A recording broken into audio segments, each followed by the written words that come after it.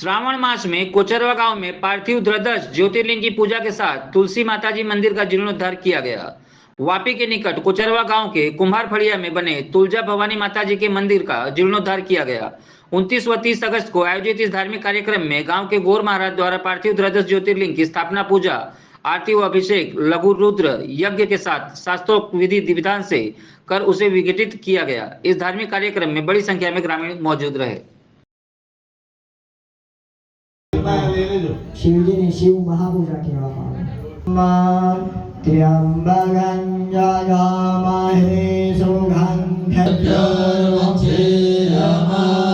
આ જે ખરું કોચરવામાં આપણા તુળજા ભવાની માતાનું મંદિર છે અને જે જીર્ણોદ્ધાર થઈ રહ્યો છે એ મંદિરનો એ પ્રાંગણમાં આ પવિત્ર શ્રી પ્રિય શ્રાવણ માહે એ સરસ મજાના અમે 12 જ્યોતિર્લિંગ જે બનાવ્યા છે તે પાર્થિવ બનાવ્યા છે।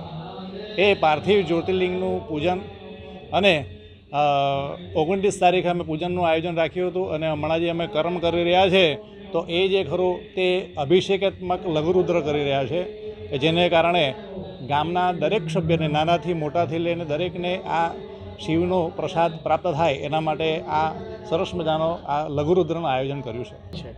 આ અમારા કોચરવા ગામના 7 ફળિયા છે, તે 7 ફળિયાના નાનાથી લઈને વડીલ સુધીના દરેક વ્યક્તિ જે ખરી તે આ અમારા આ ભગીરથ કાર્યમાં મદદરૂપ થયા છે।